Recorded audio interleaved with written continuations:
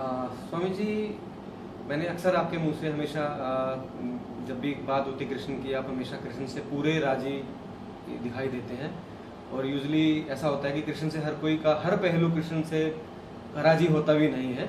आप कृष्ण के हर पहलू से राजी होते मुझे नजर आते हो। और जैसे भगवान कृष्ण ने गीता पे के बारे में बोला, तो गीता पे आज तक हजारों, सैकड़ों, लाखों बहुत लोगों ने व्याख्यान किए हैं। तो स्वामी जी, आपसे मैं जानना चाह रहा था कि आपका जो गीता में लिखा, गीता में जो बोला गया कृष्ण ने, तो उस पर आपका क्या विचार है, उस पर आपके क्या दृष्टि है, वो दृष्टिकोण आपका जानना चाहेंगे स्वामी। देखो, तुमने जैसे शुरू में कहा कि मैं कृष्ण से राजी हूं, तो इसमें कोई शक नहीं कि मैं कृष्ण से पूरा राजी हूं। लेकिन पूरा राजी होने का अर्थ ये नहीं है कि मैं उनको महिमा मंडित करने की कोशिश करूं। मैं कृष्ण से राजी हूं इसलिए क्योंकि कृष्ण के हर आयाम को मैं अपने जीवन में भी मानता हूं, इसलिए मुझे राजी होना पड़ता है। खुद से राजी होने के लिए मुझे कृष्ण से राजी होना पड़ता है। अगर मैं कृष्ण से राजी ना हो पाऊं तो मैं खुद से भी राजी नहीं हो पाऊंगा। और अगर मैं खुद से भी राजी होना चाहूं तो कृष्ण से राजी हुए बगैर चलने का कोई तरीका ही नहीं। लेकिन जहां तक गीता की बात आती, गीता की बात करते वक्त मैं कृष्ण को थोड़ा सा भूलना पसंद करूंगा। गीता से मुझे कृष्ण याद नहीं आते। गीता तो ऐसी है जैसे कि जब भी किसी साधक का चित्त भटकता है और कोई भी सिद्ध जब उसको किसी भी तरीके की राह दिखलाता है, तो उन लोगों के बीच होने वाला संवाद गीता ही है। वो चाहे अष्टावक्र और जनक के बीच हुआ हो, चाहे कृष्ण और अर्जुन के बीच। लेकिन बड़े दुख के साथ एक बात कहनी पड़ती है कि गीता के साथ हमने अभी तक जो सलूक किया वो बहुत अच्छा सलूक नहीं है। गीता के साथ हमने ऐसा सलूक किया कि गीता को हमने एक बहुत कीमती नगीने की तरह सलूक दे दिया। हमने गीता को ऐसा सलूक दिया कि वो इतना कीमती नगीना है कि हम उसे तिजोरी में रख देते हैं। मरने से पहले गीता निकल आती है, लोगों को सुना दी जाती है, फिर गीता चली जाती है। लेकिन गीता वास्तव में नगीना नहीं है। गीता तो वास्तव में आभूषण है। गीता आभूषण है जिससे हम अपने को सजा और संवार सकते हैं। कृष्ण ने बड़ी मेहनत की इन आभूषणों को तैयार करने में। मेहनत इसलिए बोलता हूं, कहीं ना कहीं अर्जुन की वजह से उन्हें मेहनत करनी पड़ी। आज तक जब भी संवाद हुआ है गीता का, दो गीताओं के बारे में मेन चर्चा होती है। एक तो कृष्ण की जो अर्जुन के साथ संवाद है, दूसरा संवाद जो जनक और अष्टावक्र के बीच है। यहां पे भेद सिर्फ इतना है कि उसमें कृष्ण जैसे विलक्षण प्रतिभा के व्यक्ति अर्जुन जैसे राजकुमार के साथ बात कर रहे हैं, जो कि बहुत शास्त्रार्थ को करा होगा, बहुत उसने अध्ययन किया होगा किताबों का, गुरुओं की संगत में। तो ऐसे लोगों की बुद्धि बहुत प्रखर होती है। बहुत प्रखर बुद्धि वाले के साथ संवाद करना और उसे राजी करना, यहां पे कृष्ण को ज्यादा मेहनत करनी पड़ी। दूसरी तरफ यही लगभग अष्टावक्र की गीता में भी होता है, जहां पे राजा जनक, जो कि बहुत ही ज्यादा संपन्न है बुद्धि से और शास्त्रार्थ से, उनके साथ भी मेहनत करनी पड़ती है। लेकिन दोनों ही गीताओं को जब मैं देखता हूं तो उस वाली गीता में तो एक चीज ऐसी आती है जो जनक की गीता है, उसमें तो एक चीज ऐसी आती है कि थोड़ी संतुष्टि लोगों को प्रदान करती है, और वो है कि जनक गद्दी पे ही बैठे बैठे उपलब्ध हो गया। मैं उस संबंध में भी व्याख्यान दे चुका हूं कि हुआ या नहीं हुआ, वो मेरे व्याख्यान पहले से ही आ चुके हैं। लेकिन यहां पे थोड़ा सा गीता पे संदेह उठना जरूरी है जो कि लोग उठाते हैं। और वो संदेह ये है कि कृष्ण जैसा व्यक्तित्व जिसके साथ खड़ा होके आमने सामने संवाद करता हो और मित्र की तरह साथ रहता हो,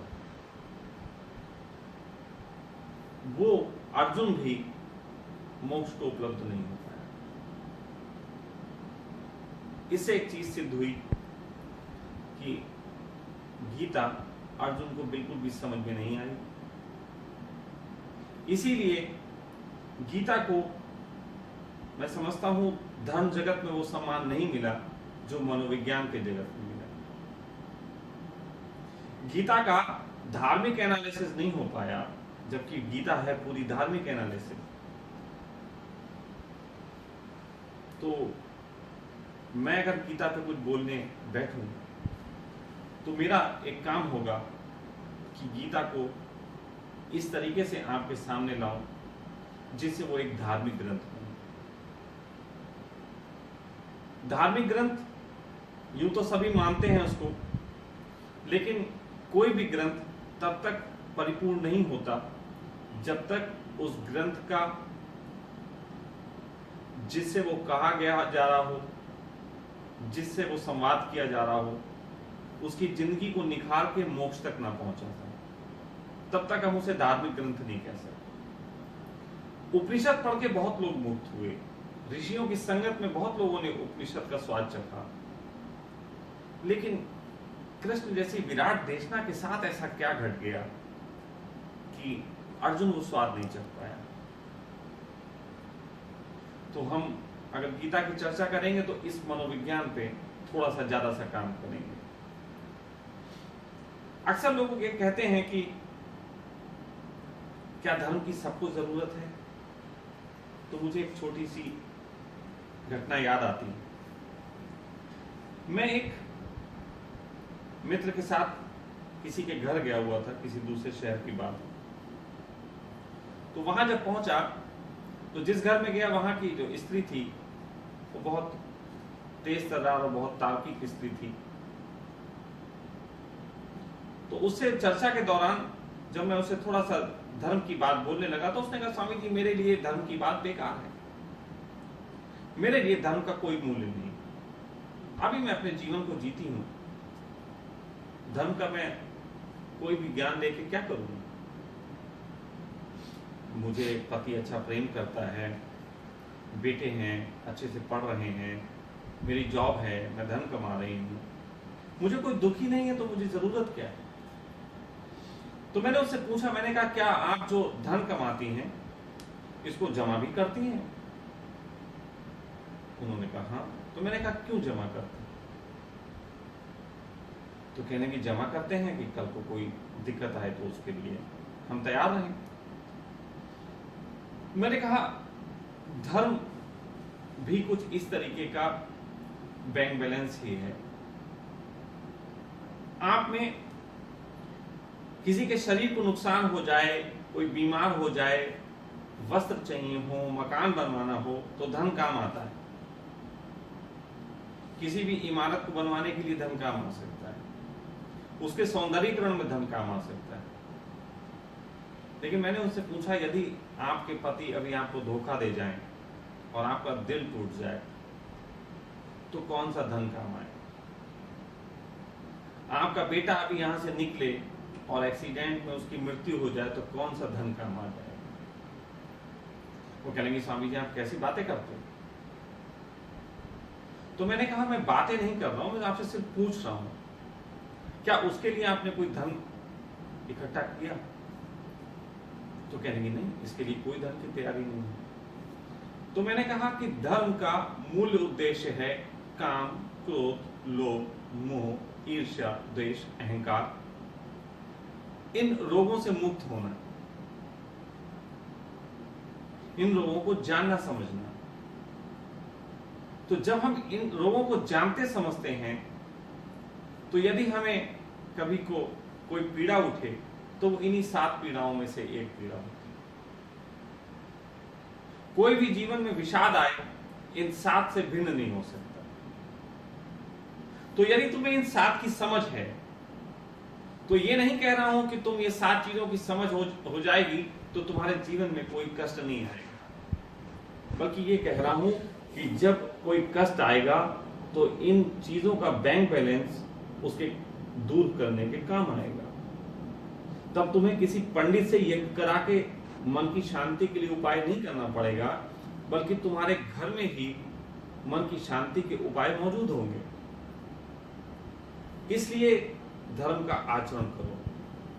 धर्म का आचरण और किसी चीज के लिए मत करो, अपने लालच के लिए ही करो। खैर, उन्हें बात थोड़ी सी प्रीतिकर तो लगी, लेकिन कोई गहरे में उनके उतरी नहीं। उसके 3-4 महीने बाद मुझे जब उस शहर जाना हुआ, इत्तेफाक की बात थी, ऐसा कुछ नहीं कि मैंने ऐसा चाहा हो, लेकिन उनके पति ने उन्हें बहुत धोखा दिया था। उनकी स्थिति बिल्कुल डामाडोल हो रखी थी। पति ने उनका धन भी कुछ खा लिया था, कुछ संबंध भी खराब हुए थे, मतलब कई तरीके के रोग एकदम फूट पड़े थे। जो सबसे बड़ा आनंद का केंद्र बिंदु था उनके जीवन का प्रेम, उस प्रेम से जितने भी विषाद निर्मित हो सकते थे लगभग सभी उस समय निर्मित थे। मैंने उनको देखा और मैंने कहा कि अभी पिछली बार जब मैं आया था तो मैं लगभग यही बात कह रहा था कि आप भविष्य के लिए धन की तो तैयारी करते हैं, लेकिन भविष्य में मन में जो आपके झंझटें उठने वाली हैं उसकी आप कोई तैयारी नहीं करते।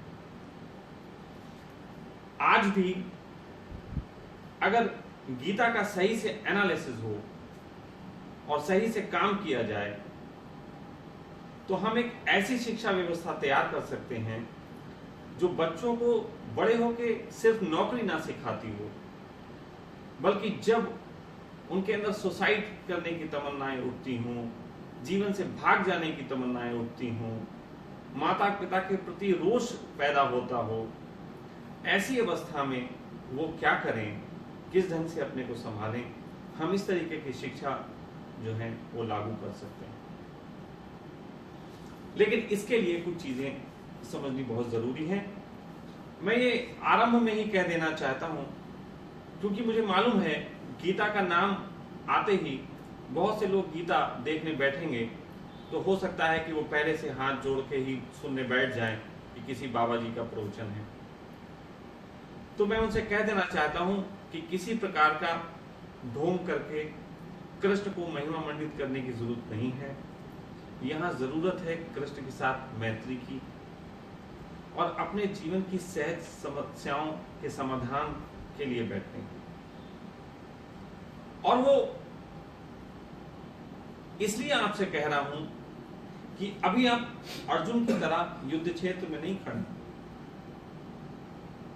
एक दिन हो सकता है कि आप भी अर्जुन की तरह युद्ध क्षेत्र में खड़े हों, तब आप गीता सुने तो हो सकता है कि आप युद्ध के लिए राजी तो कर लें, लेकिन वो राजी होना ऐसे ही होगा जैसे किताबें पढ़ के लोग मान लेते हैं किसी चीज को लेकिन जान नहीं पाते। अभी मैं तुमसे कहूं कि तुम ये लाइट जला दो, तुम उठोगे और लाइट जला दोगे, लेकिन इससे तुम्हें लाइट का कोई पता नहीं होगा। उसी प्रकार गीता में तार्किक संवादों के तहत कोई भी ऐसा अनुभूति कर सकता है कि मैंने गीता जान ली, लेकिन ऐसे गीता जानी नहीं जाती। कृष्ण की गीता में कुछ बातें निश्चित ही उन सूत्रों की तरह हैं जिन्हें इंप्लीमेंट करने के बाद ही अर्जुन उस अवस्था को उपलब्ध हो सकता था जिस अवस्था में मोक्ष घटता है। वो बातें आज तक छुपी रही। कृष्ण को हमने योगी कहा, महायोगी तक कहा, लेकिन कोई बताने को राजी नहीं है कि कृष्ण ने कौन सा योग आपको दिया। पातंजलि के योग की तो आपके पास खबर है, कृष्ण के योग की आपके पास कोई खबर नहीं। बस उस योग की खबर ही आपके लिए गीता को देखने का माध्यम बनेगी सही से। अगर वो चश्मा आप पहन सके जो कृष्ण ने इसी गीता के बीच में आपको देने की कोशिश की, लेकिन चूक गए, क्योंकि हम पहले से ही गीता को सब कुछ मान के बैठ गए थे और हमें लग ही गया था कि सब कुछ तो समझा दिया है। हमने टिकट भी ले लिया था, हम टॉकीज में भी चले गए थे, हम मूवी भी देखने बैठ गए थे, मूवी देख के निकल भी आए थे। लगा भी था कि हमें समझ में आ गई, लेकिन समझ में नहीं आई, क्योंकि पिक्चर जो थी वो 3D थी, धुंधली धुंधली सी हमारे सामने से गुजर गई। भ्रम वही हुआ, समय उतना व्यतीत हुआ, खर्चा उतना ही हुआ, लेकिन जिस समय वो गेट कीपर हमको चश्मा दे रहा था हमें होश नहीं था। तो जरूरत इस बात की है कि उस चश्मे को तलाश के मैं आपकी आंखों पे लगा सकूं, और उस चश्मे के माध्यम से आप जब गीता देखोगे तो आपको क्रिस्टल क्लियर समझ में आएगी। मैं फिर कह दूं, मैं कृष्ण को महिमा मंडित करने के लिए नहीं, गीता को किसी बहुमूल्य नगीने की तरह आपको सामने रखने के लिए नहीं, बल्कि यहाँ पे मैं कृष्ण को एक जौहरी, जो कि आपके लिए छोटे छोटे आभूषण लाया है, आपको सजाने का संवारने के लिए, आपको बेहतर करने के लिए, सिर्फ उस दिशा में बात करने के लिए राजी हूं। मैं गीता को उन अर्थों में आपके लिए मानता हूं कि जिन अर्थों में आप गीता को चख के मरने से पहले ही मरने का आनंद ले लो, ना कि मरते वक्त गीता के कुछ श्लोक सुन के अच्छी नींद मर सको। अच्छी नींद तो बेहोशी है। मैं चाहता हूं कबीर की बात पूरी हो कि जिस मरनी से जग डरे मेरे मन आनंद, वो आनंद पैदा हो, और कब मरी है कब मिली है पूर्ण परमात्मा। तो जो कबीर कहते हैं कि मरते वक्त मैं उससे मिल पाऊं, तब तो गीता किसी काम की है। लेकिन गीता आपने सुनी और तसल्ली से मर गए कि हम आंखें बंद कर लो फिर हम दोबारा पैदा हो ही जाएंगे, क्योंकि आत्मा न मरती है न कुछ। तो इस तरीके की तसल्लियों से मैं आपको नहीं भरने वाला। हो सकता है कि मेरी गीता आपको कई बार नाराज कर दे, हो सकता है कि मेरी गीता में आपको कृष्ण की बुराइयां भी नजर आएं, लेकिन वो सब उस चश्मे की भांति होगी जिसमें एक तरफ लाल और एक तरफ नीला लेंस लगाया गया है। लाल और नीला बिल्कुल विपरीत है, लेकिन उनसे मिलके जो आंख पैदा होती है, उस आंख से हम वो चित्र देख पाते हैं जो बिना चश्मे के धुंधले दिखाई देने वाले थे।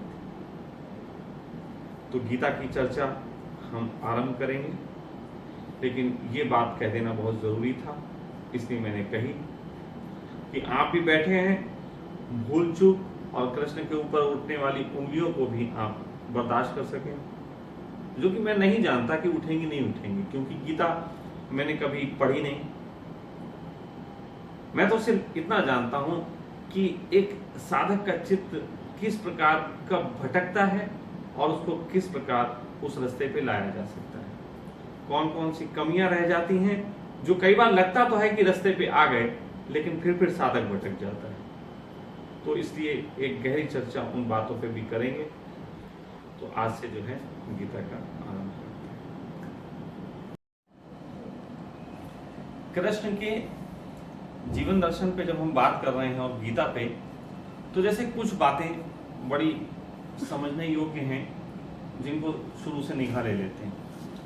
सबसे पहली तो बात यह है कि कृष्ण ने जो गीता बोली है, ये गीता असल में उस जगह लिखी नहीं गई थी जिस जगह कृष्ण बोल रहे थे। ये गीता संजय ने, जो उनको दिव्य दृष्टि दी गई थी, उसके माध्यम से उसके साथ धृतराष्ट्र के साथ बैठ के वो एक तरीके से लाइव टेलीकास्ट देख रहे थे वहां का। उनकी वो दृष्टि वहां देख पाती थी कि वहां क्या चल रहा है, और वो उसका व्याख्यान करते थे। और किसी भी राजा के पास हमेशा से ही कुछ लोग मौजूद ऐसे रहते हैं जो राजा की प्रतिपल चर्चाओं को रिकॉर्ड करते हैं। रिकॉर्ड जब करते हैं तो उसमें 3 तरीके के लोग होते थे रिकॉर्ड करने वाले। एक तो होते थे वीर रस के। वीर रस का कवि जो होता है वो चीजों को बढ़ा चढ़ा के बोलता है। फिर एक होता है श्रृंगार रस का। तो श्रृंगार रस का कवि जो होता है वो उसको रूप प्रदान करता है, वो अपनी कल्पनाओं को उस घटना में जो है पिरोता है।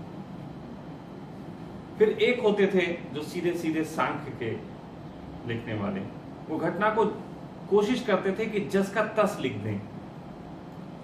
लेकिन होता क्या है, जिस तरीके से हम एक फिल्म बनाते हैं तो फिल्म में हम चुनाव करते हैं कि कौन सी बात कहां पे किसकी ले लेनी चाहिए, ऐसे ही उन तीनों चीजों का विश्लेषण समेट के और पेश करने की बात होती थी। तो उसमें यह होता था कि पूरी कमर्शियल भी नहीं होती थी और पूरी जो है आर्ट भी नहीं होती थी, वो एक तरीके से कमर्शियल आर्ट मूवी बना रहे होते थे। तो जो आदमी इनको पिरोता था उसके पास तीनों तरीके की समझ होनी चाहिए एक डायरेक्टर की तरह। तो वो उसको एक पिरो के लिखते थे। पिरो के लिखने के कारण ही जो है वो गीता में कई पेच हैं, और गीता में ही पेच नहीं है, ये ऐसे पेच कृष्ण के दर्शन में भी हैं, कृष्ण के जीवन दर्शन में। अब इसको जरा समझो। कृष्ण सबसे पहले कि कृष्ण की कहानी जो शुरू होती है वो जब नारद जो है वो कंस को अपना सुनाते, आकाशवाणी करते हैं। नारद बोलते हैं कंस देवकी का 8वां पुत्र जो है तेरी हत्या करेगा। वहां से कहानी शुरू होती है। अब ये कंस राजा है तो वो एक तरफ क्रूरता दिखाता है और वहां उसको देवकी को डाल देता है जेल में डाल देता है। तो उस समय के जो वर्णन लिखे हैं वो वर्णन जो है बहुत अलग तरीके के लोगों ने लिखे। उन्होंने कहीं पे कृष्ण की उन्होंने कंस की चापलूसी भी की। जैसे शुरू में तो उन्होंने सांख्य ही लिखा कि किस किस तरीके से कैसे कैसे हमने देवकी को वहां डाला। लेकिन उसके बाद फिर जब देवकी का पुत्र वहां से निकला, जब कृष्ण वहां से निकले, अब निकलने के पीछे षड्यंत्र भी हो सकता है। ऐसा षड्यंत्र भी हो सकता है कि जो लोग वहां के सेनापति या और लोग थे और कंस से नाराज थे, वो उसके पुत्र को बचाने के लिए षड्यंत्र भी कर सकते हैं। लेकिन क्योंकि कहानी कंस के ही लोग लिख रहे हैं, उस समय हर चीज का व्याख्यान करा जाता था मूल घटनाओं का, तो कंस के जो लिखने वाले थे उसमें कुछ लोग चापलूसीकार भी रहे होंगे। तो वो कंस को तो छोटा बता नहीं सकते थे कि कंस के घर में सेंध लग गई थी और इनके लोग इन्हें दुश्मनी करने लगे थे। उन्होंने इस कहानी को ऐसे बताया कि बहुत विराट घटना घटी है ना, देवताओं ने साजिश की थी कंस के खिलाफ, देवता नाराज हो गए थे कंस की गरिमा को देख के। कंस का इतना प्रताप था कि देवताओं को ईर्ष्या होने लगी। फिर उन्हीं देवताओं ने षड्यंत्र किया और उनकी बेड़ियां खोल दी, सारे ताले टूट गए, और वो जब लेके निकले तो एक शेषनाग उनके ऊपर बैठा हुआ था। तो यहां तक अब एनालिसिस वो कर रहे हैं जहां तक वो एक तरीके से चले गए। ये कंस के जो थे चापलूसीकार लोगों ने, इसलिए हमको वो समझ में नहीं आता कि कैसे कोई सांप किसी के ऊपर ऐसे कर देगा, ये घटना कैसे घटेगी। वो सब कल्पनाएं जो उसमें पिरोई गई, उसमें एक तरीके से कृष्ण को महान और देवताओं का पुत्र दिखाने की कोशिश की गई। क्योंकि कंस को कोई मारे तो वो देवता ही का पुत्र हो सकता, उससे कम में तो कंस मर ही नहीं सकते। तो सीधे सीधे कहीं ना कहीं चापलूसीकार लेखकों का इसमें हाथ रहा। फिर उसके बाद कहानी को और आगे अगर हम लेके चलें तो फिर हम गांव में पहुंच जाते हैं। अब गांव में पहुंच जाते हैं क्योंकि नटखट हैं, तो वहां की कहानियां जो हैं सीधे सच्चे लोगों के मुंह से सुनी जाती हैं। क्योंकि मुझे लगता है ये पूरी कृष्ण की कहानी पिरोने के लिए बाद में ऊधों ने ऐसा काम किया होगा कि जहां जहां कृष्ण रहे वहां जा जाके लोगों से पूछा। तो ऊधों ने जो कहानी पूछी तो वो सीधी सीधी लिख दी जैसे जिसने कही। तो ऐसी कंडीशन में जो है वो जब गांव के लोगों के बीच पहुंचते हैं तो गांव के लोग तो सीधी बात करते हैं। मटकियां तोड़ देता था औरतों की, हाँ वहां औरतें नहा रही होती थी, कपड़े चुरा लेता था, नंगी देखता था, ऐसी हरकतें करता था। तो वहां पे उन्होंने जो सामने दिखता है जो सामने कृष्ण का रूप दिखता है, बिल्कुल आंखों के सामने दिखता है, उसको महिमा मंडित नहीं किया, क्योंकि सीधे सच्चे गांव के लोग थे। लेकिन जहां पे वो पानी में कूद गए हैं और गेंद लेके आ रहे हैं, वहां अंदर की घटना जो सुना रहे हैं, अब कृष्ण सुना रहे हैं कि उनके लोग सुना रहे हैं, तो वहां पे लोग उनको देवता मानने के लिए बड़ी बड़ी बातें जोड़ देते थे कि शेषनाग से लड़े थे, ऐसा हुआ था, कालिया नाग था, अब पूतना को उन्होंने मारा। अब हो सकता है बहुत से कारण होते हैं कि इसे स्तन पे काट लो तो इन्फेक्शन हो जाते हैं, तो इन्फेक्शन से भी मर सकती है। नसें भी ऐसी होती हैं शरीर में कई, जिन्हें कट जाने पे आदमी की मृत्यु हो सकती, महिलाओं की मृत्यु हो सकती। तो ऐसी घटना घटी, लेकिन वो उसको भी बढ़ा चढ़ा के बोल देंगे, क्योंकि वो उन्होंने आंखों से देखी नहीं और वहां पे उनकी बुद्धि काम नहीं कर रही। लेकिन जहां पे कृष्ण का सामान्य स्वरूप उनको दिखाई देता है, वहां पे वो उसको बिल्कुल सामान्य रख देते हैं। तो हमको समझ में नहीं आता कि कृष्ण इतने बड़े योगी किसी स्त्रियों को नग्न देखने में क्या रस लेंगे। हम तो समझते हैं इतने महान जब थे तो कैसे। फिर उसके बाद कृष्ण आ जाते हैं, फिर महाभारत काल के समय में अब राजा के फिर पुत्र हो गए हैं, फिर उनका चारों तरफ वही चापलूस लोग, श्रृंगार रस के कवि और ये सब हैं। तो ऐसे में वो जो द्रौपदी की घटना घटती, साड़ी खींचने वाली, तो साड़ी खींचने वाली घटना भी ऐसी घटती है कि सच बात तो ये 5 मीटर की साड़ी खींची ली गई होगी, उतारी दी गई होगी, लेकिन लिखने वाले क्योंकि द्रौपदी को वे रानी है, नग्न कैसे लिख दें।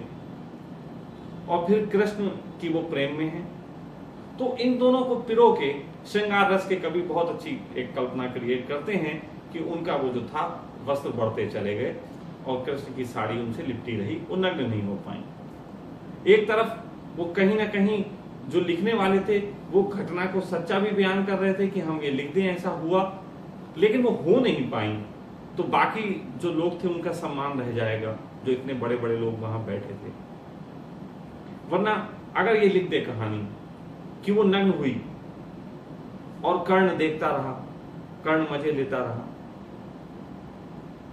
तो फिर कहानी में फिर वो बात नहीं रह जाती, फिर वो हम इनके चरित्रों को कैसे महिमा मंडित कर पाएंगे।